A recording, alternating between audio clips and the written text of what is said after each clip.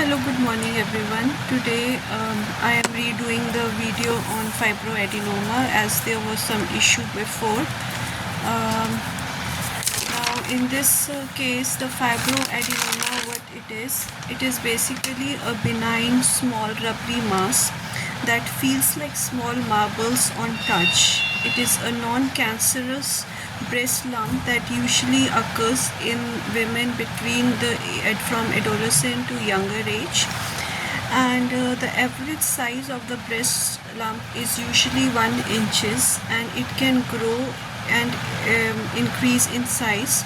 However, its borders are usually smooth and they usually are soft and rubbery on touch. Now, what are the symptoms of fibroadenoma? Now, the symptoms of fibroadenoma as such are not present.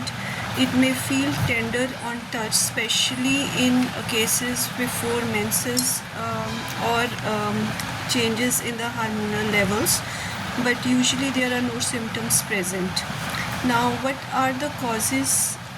Often the cause that has been seen associated with this is the decreasing or increasing levels of estrogen hormone. So the tendency of these lump formation, it increases during pregnancy or during the menstrual period of the patient. However, in the menopausal age, it decreases and usually subsides by itself. Now, what are the types of the fibroadenomas? Usually, fibroadenomas are diagnosed into 4 major types. That is simple fibroadenoma, that are small with the cells same as seen under the microscope. Secondly, there may be complex fibroadenomas which are bigger and affect women above 35 years. They may have calcifications which are small bits of calcium and cysts filled with fluid. Then there may be giant fibroadenomas that can be bigger than 2 inches in size. And the last one is the fibroid adenoma, which usually develop in children or adolescents between ages of 10 to 18 years of age, and these are usually rare in occurrence. Now, fibroadenomas are benign breast lumps, so they won't turn into any cancerous breast cancer or something like that, because they are usually associated with hormonal changes, stress factors, and other similar factors. However, if the patient has a family history of breast cancer, then in the future, persons who have breast lumps may have an increased risk of getting breast cancer in the future. Now, what is the diagnosis? Usually an ultrasound or a mammograph is done depending upon what the age of the patient is and whether the patient is pregnant or either of those. Then the radiologist will examine the images of the breast tissue to see if there are any changes in the lump. But the confirmatory diagnosis for fibroadenoma is a biopsy, in which a needle is inserted into the lump to take out a part of the tissue of the lump and to examine it under the microscope. Treatment is usually not needed if it is a small lump, but simply a wait and watch is done to see if this lump grows in size or it shrinks, or rather than getting it removed immediately on diagnosis. Now, if you have the lump during pregnancy or breastfeeding, then in those cases usually the patient is told to wait and watch, because the hormonal changes during this time may vary, and sometimes these lumps usually disappear by themselves.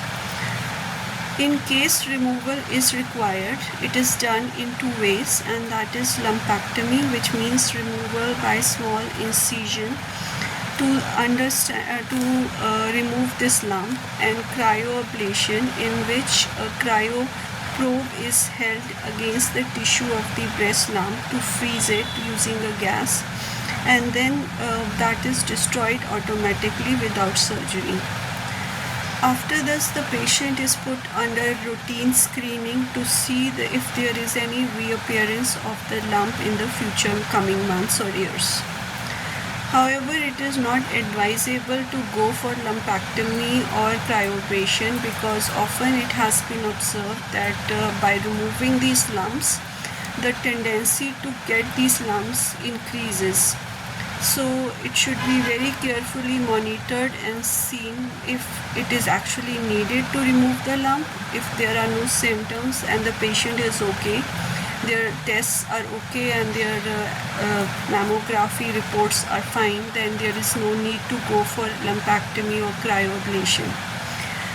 Now, what are the routine screenings is done every 6 months to follow up with such patients to see if there are any appearance of any new lumps in the breast or some other parts of the body, and to prevent or if it is predisposing factor to breast cancer. In those cases, some blood tests can be done every few months to follow up on such patients.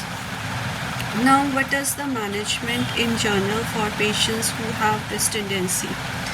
Now, regular exercise, a balanced diet, avoiding saturated fats and sugars in excess, or any processed foods should be done by the patient for the overall well-being. Then healthy weight and avoiding stimulants such as alcohol and caffeine may also improve these breast symptoms. Even patients should go for regular self-examination of themselves to see if there are any changes in the lump. Routine checkups or mammograph screening, especially as the patient ages, may be done to avoid any further or future risks. Now, in case of homeopathic management of such breast lumps, there are very excellent medicines that are available for patients who would prefer to go for a more conservative approach. And in those cases, the medicines, like I will mention a few of them, so if case a patient had some injury or they had some breast injury or an accident, and after that they had that formation of lump, in those cases, medicines like conium and Palasperinus are very excellent remedies that can actually dissolve the lump without any surgery. Then there are medicines such as Calcarea flor, Sterlicia, and Thiocyanum, which can be used if there are some fibrous tissue formations or the lump is very hard to touch and is stone-like, and they are associated with some mental issues, like the patient may have some family issues or they may be stressed, and after that they are having this problem. Then in those cases these medicines can be useful. Then there are medicines such as if the breast lump is painful before the periods or it is tender to touch from slightest touch. In those cases, along with that, they are related with the menstrual cycle of the women. In that cases, medicines like Phytoleca, Brynium, and other similar medicines can be prescribed depending upon the symptoms of the patient. Also, there are medicines where the patient may have multiple lumps along with rheumatic problems, or they may be having problems with some other body problems such as epilepsy or other similar problems. Then in those cases, patient may be prescribed specifically on the symptoms they are experiencing due to the lump as well as their other condition. And medicines such as Kali iode, Calcarea iode, Calcarea carb can be useful in such cases if these are associated with any thyroid problems, with any glandular issues patient might be having, or there may be some other issues in the body.